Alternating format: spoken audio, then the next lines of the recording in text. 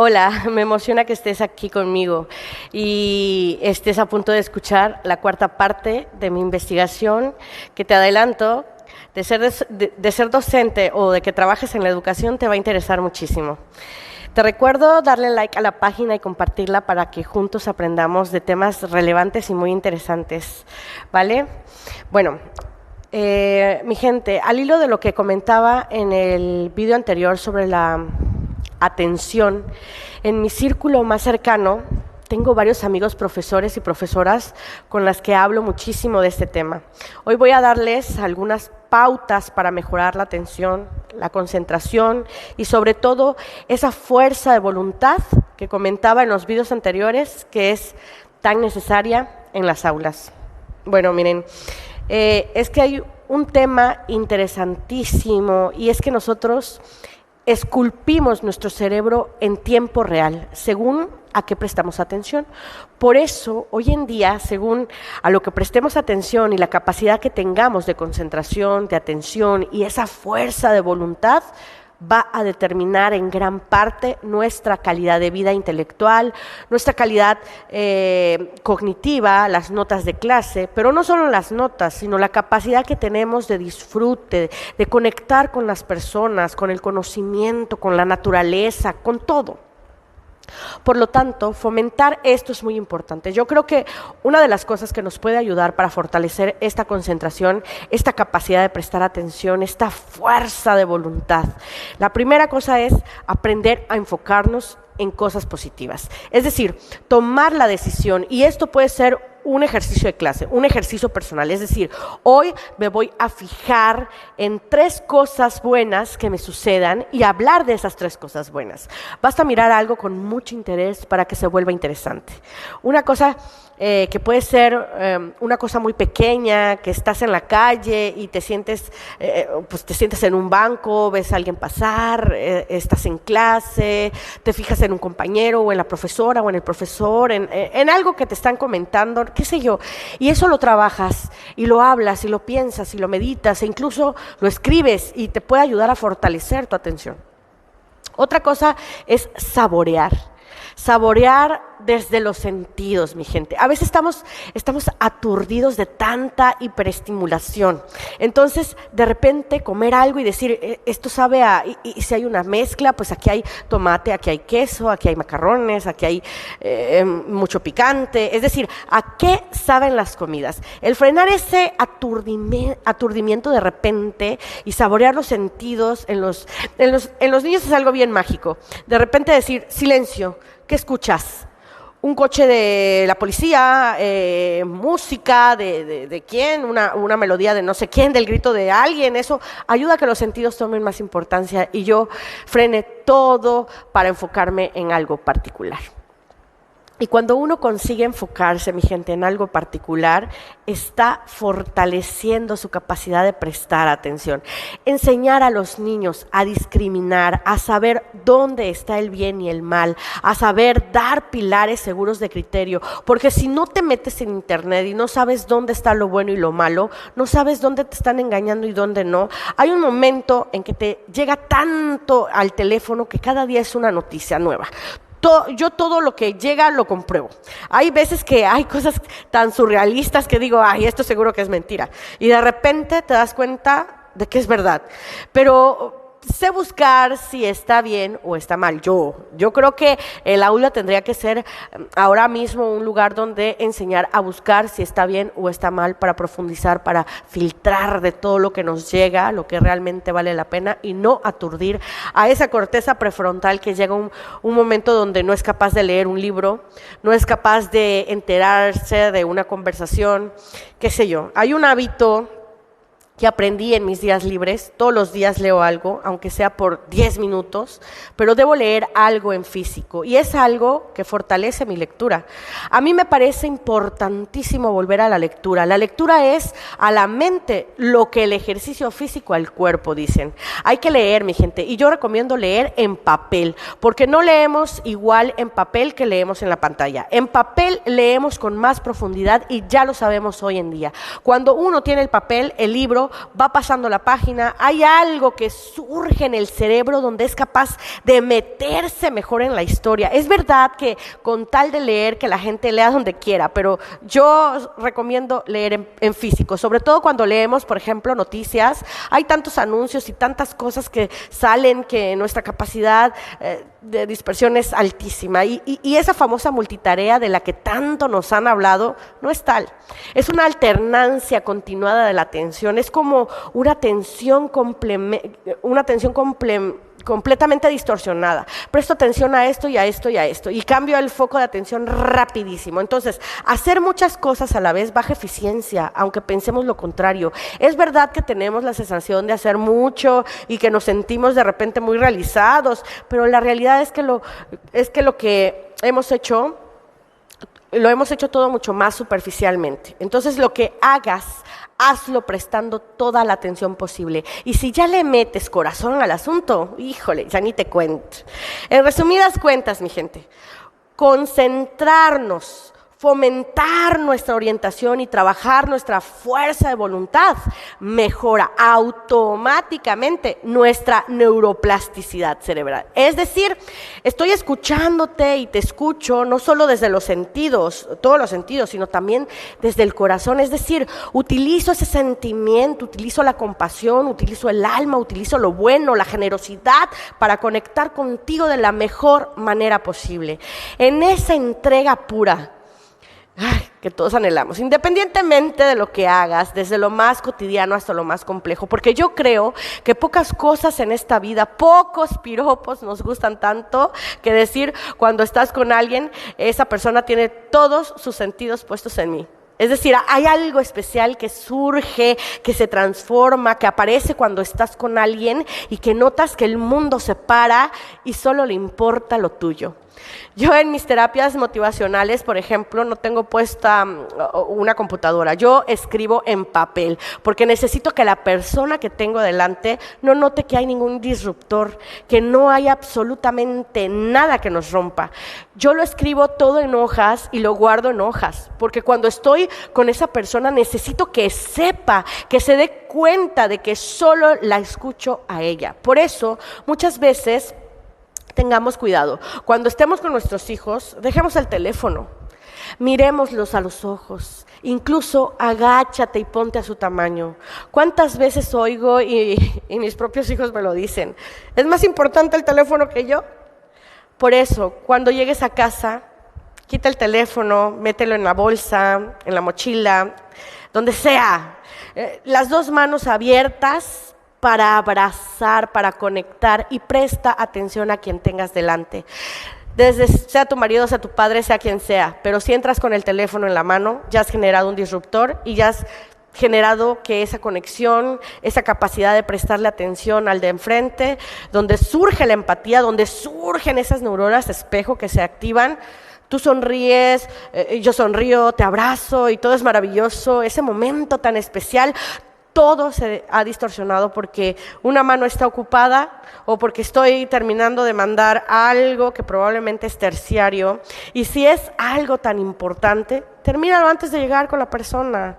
Y cuando lo hayas terminado y tengas tu atención puesta en las personas que tienes dentro de casa, abre la puerta, pero si no, espérate. Y yo creo, mi gente, que esto que tú y yo estamos hablando aquí hoy es lo que buscamos, tener una sociedad a la que le importen los demás, que no vaya solo enfocada en ese dispositivo que te metes dentro y te olvidas de los demás, el celular, mi gente, sino que seamos capaces de levantar la mirada, conectar con los ojos del que tienes delante y dar importancia a lo que realmente la tiene. Una de las cosas que comentaba es la fuerza de voluntad. Me parece un término precioso y que realmente nos forma como personas y nos ayuda a vivir una vida más plena. Decía que se puede aprender desde pequeño, que se trabaja en la escuela, en las aulas, pero también sería posible haberla aprendido de padres, de abuelos, de amigos. Por supuesto que sí. Tener un modelo de identidad en la vida es clave, mi gente. Y en voluntad, ni te cuento. En mi caso, son mis padres. Los dos tienen una fuerza de voluntad excepcional. Es decir, yo he aprendido de ellos el orden, la constancia y la perseverancia. ¿Cómo actúan? Si tienen una cosa que hacer, es lo que se hace. Haz lo que tienes que hacer ahora, en este instante. A veces esto de ahora no, esto no lo hagas ahora y pospon la recompensa para más tarde. Te apetece esto, ahora no es el momento. Y es lo que tú piensas, ¿no? Y cuando tú eso lo ves en tus padres, es mucho más fácil que tú lo hagas como hijo. No podemos pretender que nuestros hijos hagan cosas que nosotros no hacemos. No podemos pretender que nuestros hijos tengan una gran atención si a nosotros nos ven con el bendito teléfono perdiendo el tiempo todo el día. Si ven que nos cuidamos, que cuidamos nuestra mente, que cuidamos nuestra alimentación, ¿qué piensas que van a hacer tus hijos? Es simple, mi gente. Esos pequeños tips, esos pequeños consejos, los hijos los van aprendiendo y saben que lo que te apetece no lo haces en el momento que te apetece, sino que hay cosas que convienen y hay cosas que no convienen. Y no es un tema de restringir o de control o de reprimir, sino de gestión sana. Porque si no sabes controlar o si no puedes controlar todo aquello que te apetece, todo ese impulso y frenar, también está la corteza prefrontal y ese impulso. Concentrarse en lo que ahora tienes y disfrutarlo, en vez de pensar en lo que vas a hacer en media hora y esa intensidad y que lo necesito hacer a la larga en la vida, te sentirás pues mucho más frustrado. Es decir, que esculpimos nuestro cerebro en tiempo real según a qué prestamos atención y determinará en gran parte nuestra calidad de vida emocional, intelectual y cognitiva.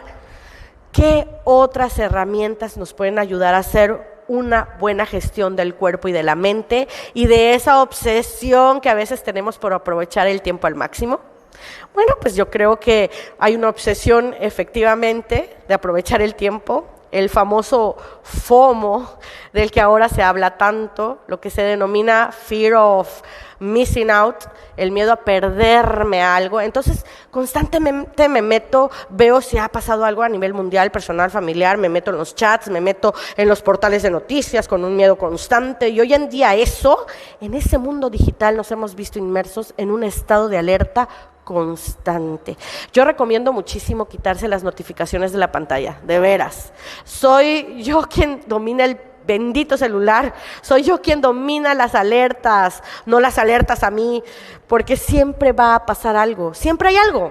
Has escrito en un chat, el chat del colegio de tus hijos, Mayéutica con Cuentica, las noticias que están pasando todo el día a nivel mundial, de cualquier cosa, pues porque siempre están pasando cosas. Es decir, la pantalla nos ha convertido en unas personas que nos cuesta mucho más relajarnos y meter nuestra mente en ese estado de modo simpático, de modo de cortisol, de modo amenaza, tan tóxico para el organismo. Por otro lado, tenemos la cronopatía, que es la enfermedad del tiempo. Patos, enfermedad, crono, tiempo.